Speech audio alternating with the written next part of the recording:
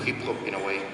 I got a discussion with Sebastian over the Twitter like some months ago about rights and about majors and about piracy and downloading and stuff. And I was telling my main premise was that I came from a hip hop background.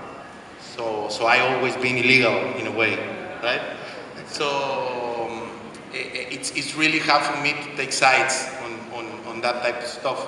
But that makes me authentic in a way of always being, and that's what I always said, what are you? I'm a DJ. And I'm always been sampling since the beginning of my life. When I get to digital music, that was in probably 92, it was sampling and it was making music illegally then, taking pieces of stuff, right? But I think that's still going on, and we're taking pieces of stuff. Inténtalo may happen with the minds of probably 6 or 7 different people, you know, together. A regular songwriter, Inténtalo probably is a hit, and it starts as a hit because it was done by, since the bass, since the drums, since the first kick, from creative people, combining that with other guy that put a conga, and then it came a songwriter that put a couple of rhymes, and then it came another songwriter that make a chorus, and then it make another songwriter that probably at the end says, yeah, let's call it Inténtalo, because I got a hit song last year that was called Ni lo intentes. Right? So it was a combination of things, and for Luciano Luna, a really well-established songwriter, and for America Sierra, another well-established songwriter, when they get to studio, I have to explain, as with apples, let's say, okay, we live in 2011, today's modern music is based on the work of producers, putting beats together, you guys how to make happen rhymes that get translated to melodies.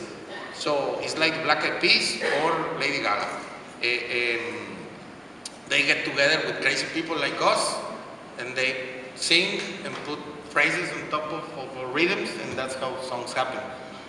But it's probably, I don't know, experience, years, or the fact that we play every weekend, like in clubs. Even the kids been playing for 5 years in a row.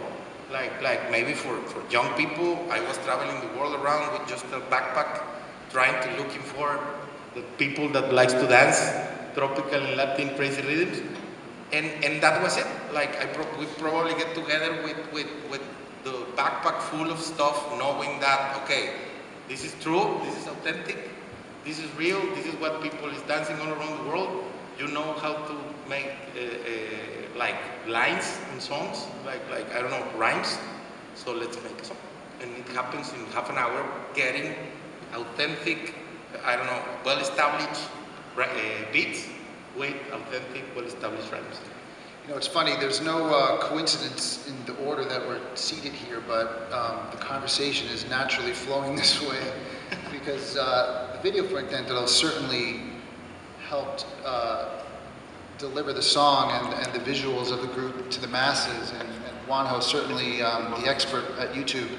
Why don't you talk a bit about the kind of content you look for, or when you see an example like Diribo Monterrey come up and you start to see the view count get bigger and bigger and bigger, and then you get excited about something, and you as well, you're a tastemaker in helping define hits. So why don't you talk a bit about what you look at? So first, let me make or get a step back. Let's think about what has happened in the industry. I mean, 10 years ago, YouTube didn't exist. The digital musical industry wasn't what it is nowadays. So today is completely different, right? You like a song, or you want to show something to somebody else, you just pull your mobile device, your tablet, and you just share it. So content consumption overall has dramatically changed in the past 10 years.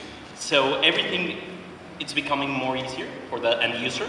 Also for the record labels and the other kind of companies that are putting content into YouTube, it's changing as well, just as with Mundos. Really, I think it's giving a little bit more voice to the users. That's the reason you have more virality, where you can just like something and share it. Actually, the majority of the traffic that happens in YouTube doesn't happen because somebody went and found something and magically on YouTube. The majority happens because somebody shared something. So they share it and they went into their Facebook page or into their Twitter account and a friend sent them something and they just retweet it or they just resend it. So actually to give you an overview how big is this, we have 800 million views a month in YouTube. But from Facebook, you have 500 years of video watch every day from YouTube. So that's meaning that a lot of users are sharing that.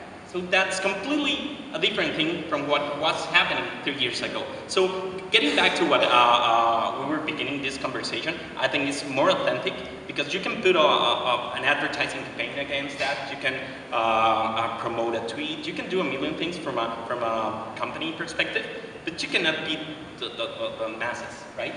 What they are liking and what they are sharing. So what we ensure at the end of the day is that we are giving the correct access and the correct tools to the content creators so they can do whatever they want to do. In this case, for example, we are trying to get them the tools to monetize that content or even to share it, or even in the case they already gave their rights to somebody else in some other country, maybe just go and find where that content is being consumed. Some cases we have weird cases, and I wanna point out one from somebody here in the panel, from Mundos. I have some content that is dramatically being seen in Indonesia. So like, why is it being there? We don't know, right? But something is happening there. So that gives you an advantage over some other medias that we used to have in the past. At the end of the day, YouTube is a distribution platform. We stay like that. We give the correct tools and the entry for all those kinds of users. But content is still king, and the users are the one that really decide why they want to view, what they want to generate, and what they want to favorite. Really, we have pages like youtube.com/music where we feature some content there, but really that does not compare with whatever their users are already doing. Everything is algorithmically, and that's what we do well as a company. Google does very well the search, as you may know. So whatever we propose there, we make sure that if you're searching for cumbia, in the case of Trigal, you get like some links that are correlated to what you're searching. So you extend your viewing experience, and then you explore and understand, and then get to something that it's even newer than Trigal, and maybe the Trigal kids would like it and get it with them and do some cross-promotional, really crazy and funky stuff, and begin to reshare it with the audience. That's what keeps the ball rolling. Yeah, I think one of the great things YouTube offers is there's a little button, not everyone knows it, but there's a little button right below the video player that if you just click it, you get all these great statistics. You can see the countries that are viewing the video. You can even see how they arrived at this video. It'll say X number through Facebook, X number through a regular Google search. So there's a lot of great information for free right on YouTube's site that you could check out. So thanks everybody on this side of the, let's move some of the attention over here. So John Riley, you know, you obviously work with some of the biggest stars in Latin music.